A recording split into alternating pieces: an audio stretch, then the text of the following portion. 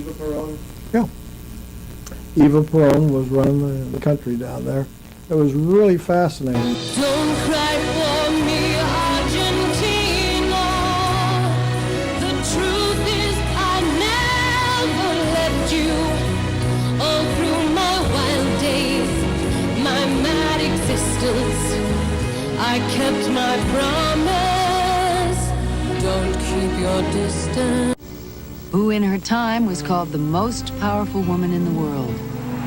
Born on the wrong side of the tracks, she grew up yearning for fame as an actress, but played a real-life role that went way beyond anyone's imagination.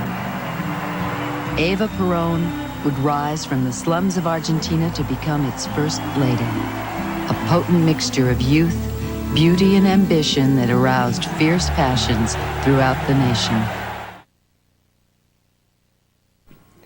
James O. Howard was born September 10th, 1926 in Donora, Pennsylvania. He graduated from high school there and went to the Merchant Marine Academy at Kings Point. There he graduated and went on to serve in the U.S. Merchant Marines, having left the Merchant Marines in 1948. This happens to be a model of a ship that was with American Export Lines. And the same style of ship is called a C2 cargo ship. And the very first ship I ever went to sea on was this caliber of ship. But its name was the Lightning, MV Lightning, meaning motor vessel Lightning.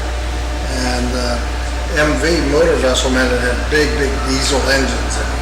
Lots had steam engines, and if they had steam engines, they were called SS, or steamship. And if they were Navy ships, they were USN ships, U.S. Navy ships. Okay, now, also see this picture over here? Yeah. Okay, I used to sail after the war was over, World War II. I used to sail on this one, which was called the Brazil. And I was engineering officer on that Brazil. And this used to make 42-day trips from New York to Brazil, Uruguay, and Argentina. There were 3 sister ships of it, the Brazil, Uruguay, and Argentina. And this one, can't think of the other one at the moment, but they were great ships. I enjoyed my time at sea with them. So that's all I know about ships for today. After the war was over, and after the education at Kings Point was over, well, of course, I was a licensed engineering officer, and came out in December of '48 was my graduation.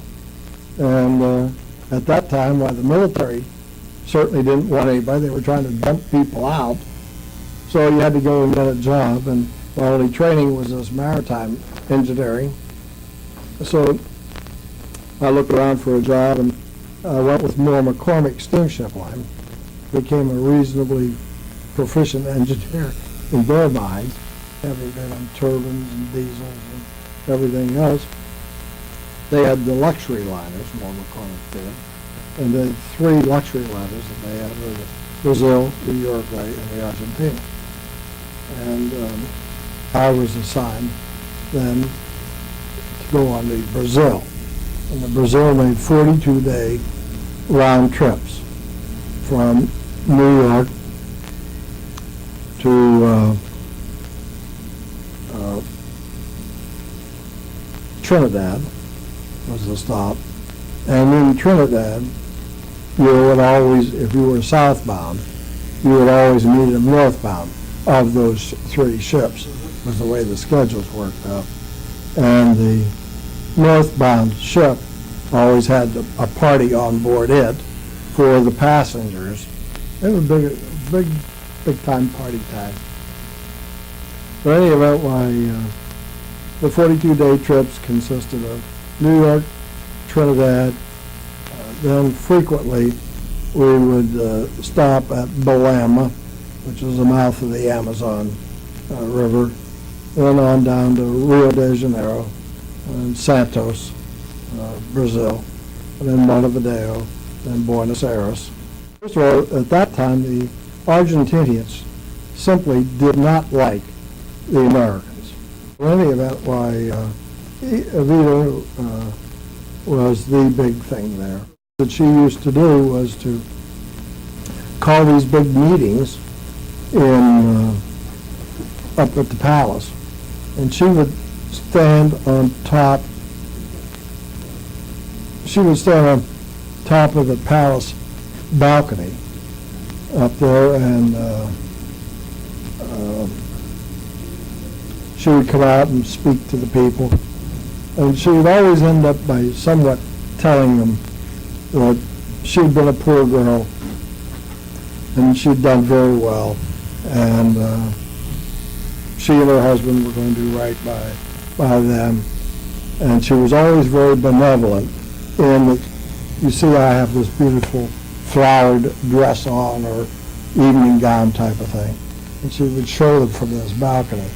And then these trucks would pull in the periphery of these crowds, and then they would open the doors to the trailer trucks, and they would start tossing out all these dresses, which were very similar to her dress, and that was her gift to the people.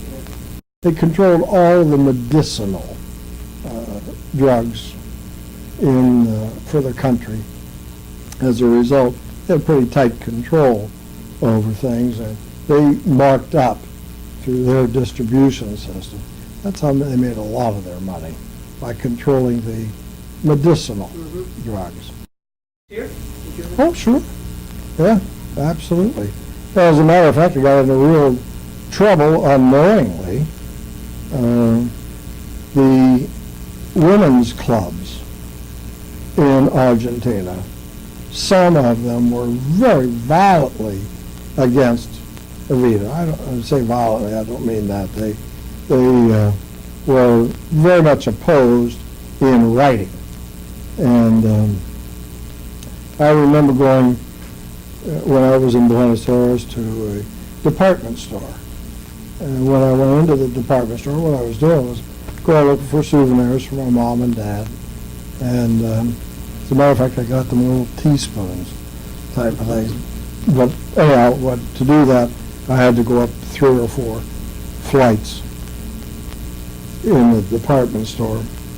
And when I went into the store, though, at the entranceway, there was this whole gang of ladies which were passing out pamphlets. And of course it was in Spanish, and I didn't speak Spanish. And I took it, had a picture of Evita on it, and then Spanish words.